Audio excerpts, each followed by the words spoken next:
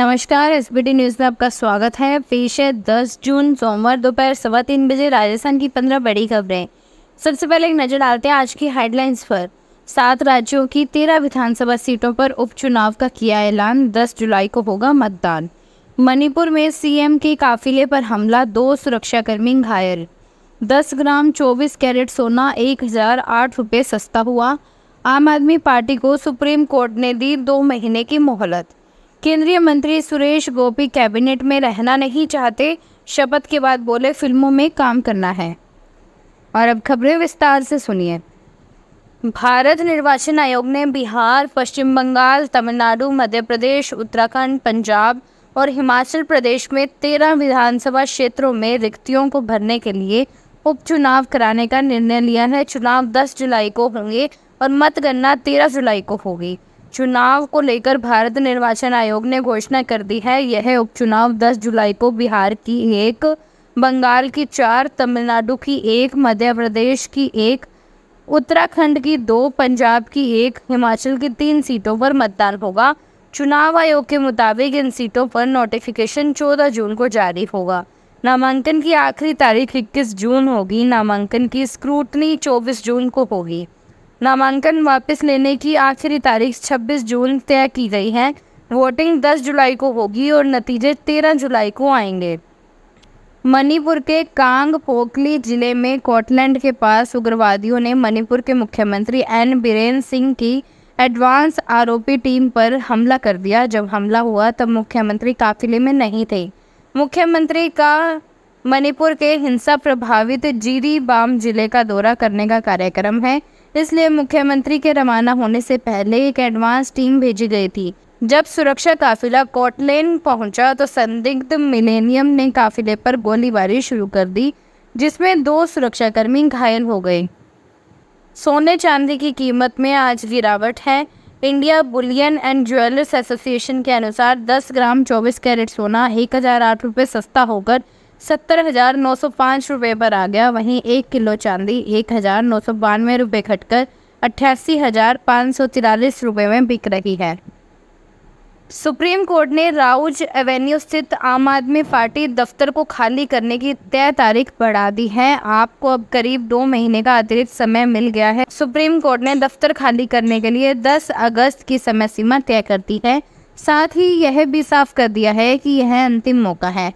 Supreme court ने आपको यह राहत उसकी उस याचिका पर सुनवाई के बाद दी जिसमें पार्टी ने पूर्व निर्धारित समय सीमा में वृद्धि की मांग की थी। 4 मार्च को कोर्ट ने 15 जून तक दफ्तर खाली करने का आदेश दिया था।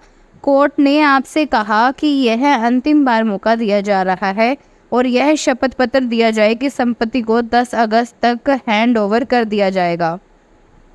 मोदी के तीसरे कार्यकाल में राज्य मंत्री बने सुरेश गोपी कैबिनेट में नहीं रहना चाहते हैं। शपथ ग्रहण समारोह के बाद गोपी ने दिल्ली में मलयालम टीवी चैनल से कहा, मैं एक सांसद के रूप में काम करना चाहता हूं। मैं कैबिनेट का हिस्सा बनना नहीं चाहता था। मैंने बता दिया था कि मुझे इसमें कोई दिलचस्पी नहीं है। लगता है कि मैं जल्द ही मुक्त हो जाऊंगा। गोपी केरल से भाजपा के पहले सांसद हैं। उन्होंने त्रिशूर लोकसभा सीट से चुनाव लड़ा था और सीपीआई के सुनील कुमार को करीब 75,000 वोटों से हराया है। बूंदी जिले में पुलिस पर ताड़-तोड़ फायरिंग करने वाले आरोपी पर प्रशासन ने बड़ा एक्शन लिया है। पुलिस दल पर हमला करने के आरोपी के 3 मकानों को सुबह जेसीबी से ढाया गया। साथ ही करोड़ों रुपए की बेशकीमती सरकारी जमीन को अतिक्रमण मुक्त कराया। बता दें कि हिंडोली थाना क्षेत्र के गांव बासनी में एक फार्म हाउस पर गत दिनों चोरी के आरोपी को पकड़ने गई पुलिस पर फायरिंग व हमला करने का मामला सामने आया था। इस पर पुलिस ने बाप और बेटे को गिरफ्तार कर जेल भेज दिया था। झुंझुनू कोतवाली पुलिस ने देर रात स्पा सेंटर पर दबिश देकर 7 युवतियों व 1 युवक को पकड़ा। पुलिस सभी को अपने साथ कोतवाली ले गई। युवतियां उत्तराखंड और मणिपुर की रहने वाली हैं। कोतवाल पवन चौबे ने बताया कि सूचना मिली थी कि बगड़ रोड स्थित मॉडर्न स्पा सेंटर पर अनैतिक कार्य को अंजाम दिया जा रहा है। इसके बाद रविवार देर रात सिटी वीरेंद्र कुमार शर्मा के नेतृत्व में स्पा सेंटर दबिश दी गई।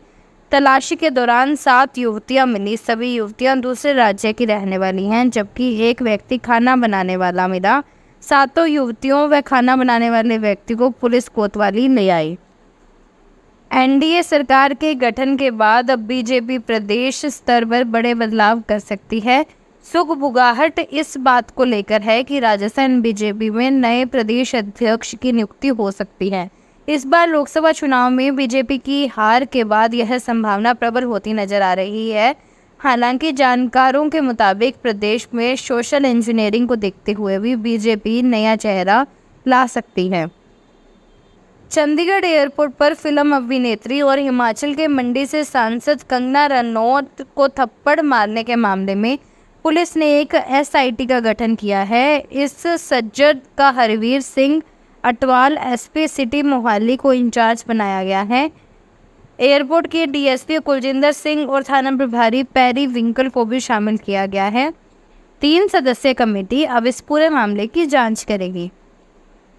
अगर आप एक गरीब किसान हैं और आप अपने बच्चों की पढ़ाई को किसी कारणवश जारी नहीं रख पा रहे, तो अब आपको चिंता करने की ज़रूरत नहीं है, क्योंकि राजस्थान सरकार ने गरीब किसानों के बच्चों को मुफ्त शिक्षा देने का वादा किया है। इसी को ध्यान में रखकर सरकार ने मुख्यमंत्री किसान शिक्षा प्रोत्साहन योजना 2024 की शुरुआत की है। इस योजना के तहत प्रदेश राज्य के बंटाईदार किसान से लेकर लघु सीमांत किसान, खेती किसान, श्रमिक किसानों के बीच जो केजी कक्षा से लेकर पोस्ट ग्रेजुएशन तक की शिक्षा एकदम निःशुल्क प्रदान की जाएगी, ताकि राज्य के किसानों के छात्र व छात्राओं को फ्री शिक्षा प्राप्त हो सके।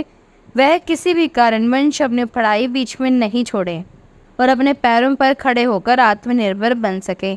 इस योजना की शुरुआत 1 जुलाई से होगी, जिसके बाद आप सभी इच्छुक आवेदक इस योजना के लिए अपना आवेदन कर सकते हैं। महाराणा प्रताप की 481वीं जयंती के मौके पर राजस्थान के मुख्यमंत्री भजनलाल शर्मा ने 100 करोड़ की लागत से महाराणा प्रताप टूरिस्ट सर्किट को विकसित करने की घोषणा की है। मुख्यमंत्री ने इस बात की घोषणा करते हुए कहा कि महाराणा प्रताप के संदेशों को हमें पूरी दुनिया तक पहुंचाना है। उन्होंने कहा कि महाराणा प्रताप सिर्फ राजस्थान और भारत के ही नहीं, बल्कि पूरी दुनिया के लिए प्रेरणा स्रोत हैं।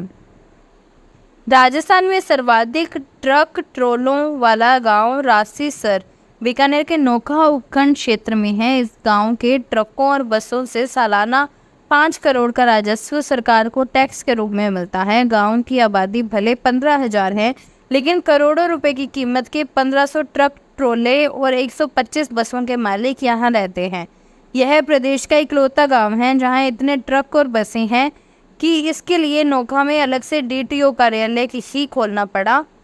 वर्तमान में नोखा डीटीओ कार्यालय का राजस्व वसूली का सालाना टारगेट 40.53 करोड़ है। मासिक राजस्व वसूली 3.75 करोड़ है। इसमें बड़ा हिस्सा अकेले रासीसर गांव का है। खास बात यह है कि राज्य में कई ऐसे जिले हैं जिनका पूरे जिले का सालाना राजस्व इस अकेले गांव से कम है। बीकानेर में ब्लूटूथ से नकल करवाने वाली गैंग का मास्टरमाइंड तुलछाराम कालेरा वर्ष 1991 में उप निरीक्षक बना था। आरोप है कि डिडवाना में पोस्टिंग के दौरान 2 कांस्टेबल व 2 परिचित युवकों के जरिए हवाला की रकम ले जा रहे 2 लोगों से लूट की वारदात को अंजाम दिलवाया। मामला खुलने के बाद आरोपी तुलछाराम को गिरफ्तार किया गया और 1993 में बर्खास्त किया। हालांकि बाद में कोर्ट से लूट के मामले में बरी हो गया। इसके बाद चूना पत्थर का भट्टा लगा लिया और जोधपुर में 2004 में चाणक्य नाम की कोचिंग खोल ली। आरोपी तुलछाराम की वर्ष 2006 में नविता से शादी हुई। शादी के बाद बीकानेर में रहकर वहां भी चाणक्य कोचिंग खोल ली। शादी के समय पत्नी 3rd ग्रेड टीचर थी और बाद में बीकानेर में एक स्कूल में प्रधानाचार्य बन गई। आरोपी तुलछाराम वर्ष 2010 में भतीजे फौरव कालेरा के साथ उप निरीक्षक भर्ती परीक्षा में बैठा। दोनों का एक ही परीक्षा केंद्र और एक ही कमरे में रोल नंबर आया। आरोपी ने भतीजे फौरव की कॉपी लेकर उसका पेपर सॉल्व किया। देश भर में नीट परीक्षा में कथित धांधली का मामला गरमा रहा है। करीब 20,000 स्टूडेंट्स ने कोटा के शिक्षाविद नितिन विजय के जरिए सुप्रीम कोर्ट के लिए अर्जी देकर मांग की है कि नीट परीक्षा दोबारा हो या ग्रेस मार्क्स खत्म किया जाए।